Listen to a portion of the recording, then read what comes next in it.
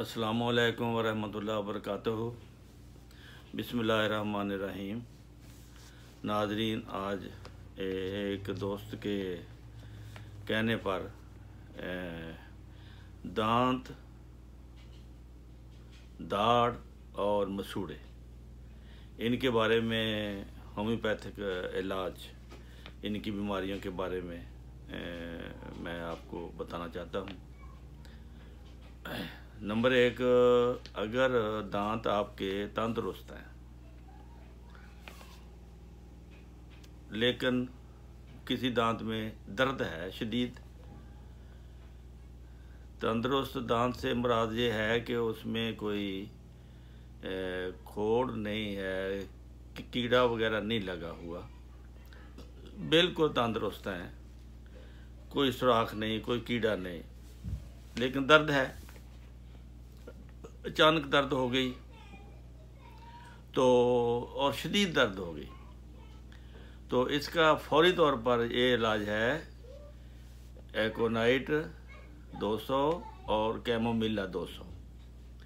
ये आप मिलाकर दे दें या बारी बारी दे दें। शिद्दत मर्ज में आप हर आधे घंटे बाद भी दे सकते हैं। एकोनाइट पहले दी, फिर आपने कैमोमिला देना है आधे घंटे के बाद। तो इस तरह अल्लाह के फजल से जो दर्द, तंदुरुस्त दांतों में दर्द है, वो आपको उससे निजात मिल जाएगी। लेकिन अगर दांतों में सुराख है, खोड़ है, तो उसके लिए फिर ये नुस्खा इस्तेमाल करें, सलेशिया 6X और कालीफास, कैलकेरिया फ्लोर और फेरमफास 6X, कालीफास 6X, सलेशिया 6X और कैलकेरिया फ्लोर 6X। ये ऐसी हालत में है अगर दांत किसी किस्म का भी खोड़ हो या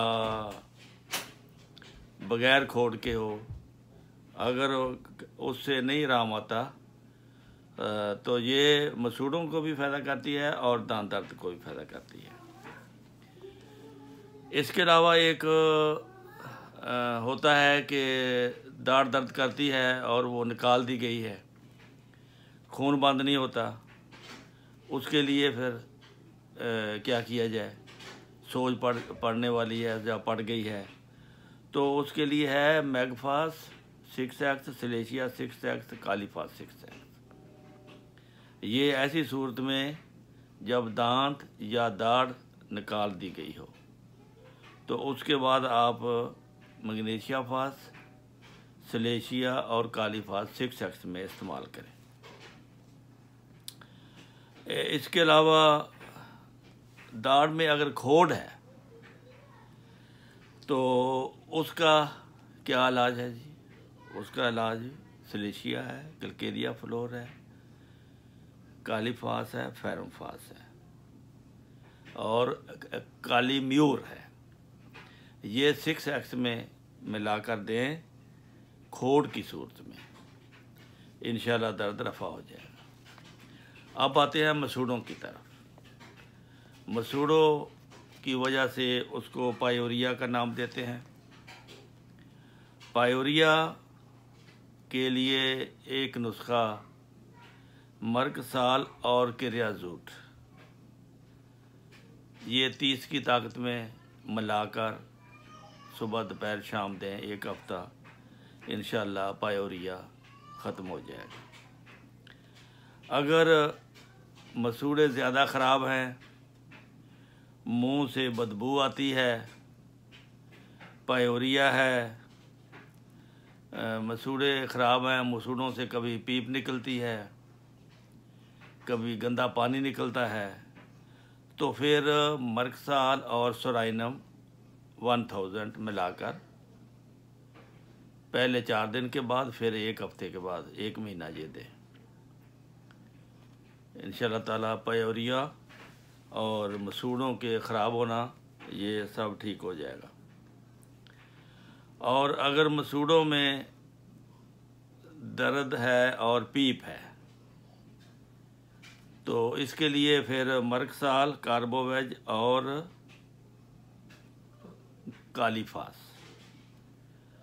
मर्कसाल, कार्बोवेज, कालीफास, ये 200 में दें तो 1 दिन छोड़कर 1 दिन, अगर 30 में दें तो सुबह दोपहर शाम। इस तरह ये दांतों के लिए और मसूड़ों के लिए ये मैंने मुख्तसर सा बता दिया है। ये अल्लाह के फजल से काफ़ी काम आएगा। और अगर मुंह में पानी ज़्यादा आता हो तो फटकड़ी लेकर उसको आग पर रखें, उसकी एक उसका फूल सा बन जाएगा, उसको बारीक कर लें और उतना ही उसमें नमक मिला लें। फटकड़ी और नमक मिलाकर इसको आप फिर मंजन के तौर पर दांतों पर लगाएं। ये दांतों के साफ़ करने के लिए, दांतों के दर्द के लिए, दांतों के गंदे पानी, मसूड़ों की इन्फेक्शन, दांतों की इन्फेक्शन के लिए ये एक एक्सटर्नल यानी बाहर लगाने वाली चीज़ है। अगर आप रोज़ाना इसकी मंजन करेंगे उंगली से लगाकर, आपने दोनों तरफ मसूड़ों पर भी और दांतों पर भी इसको 5 मिनट के लिए मलना है। फिर अपने मुंह को धो दें। तो ये पायोरिया में और दांत दर्द में और दांतों की सफाई में ये बहुत मददगार और बेज़रर चीज़ है। सॉफ्ट बुरश जो है वो रोज़ाना करें, कम से कम 2 टाइम तो होना चाहिए, सुबह और शाम। अगर हो सके तो हर खाने के बाद अपने दांत साफ़ करें तो सारी उम्र अल्लाह के फजल से ये बीमारी नहीं आती। रसूल करीम सल्लल्लाहु अलैहि वसल्लम हर नमाज के वक़्त दांत साफ़ करते थे। तो हर नमाज में का मतलब है कि 5 बार, तो 5 बार मिसवाक करना ये सुन्नत है। और अगर ना हो सके तो कम से कम आप 2 दफ़ा या 3 दफ़ा ज़रूर करें। इससे दांतों की सफाई और दांतों की कई बीमारियां से निजात मिली रहती है। और बीमारी की सूरत में मैंने आपको होम्योपैथिक नुस्खा जात बता दिए हैं, इनको इस्तेमाल करें। अल्लाह के फजल से आपको इससे भी बहुत अच्छी कामयाबी होगी और सुकून मिलेगा। दुआ में याद रखें, चैनल को सब्सक्राइब करना ना भूलें, बेल आइकन को दबाएं और नेकी की बातों को आगे बढ़ाने में मदद करें। अस्सलामु अलैकुम व रहमतुल्लाहि व बरकातुहू।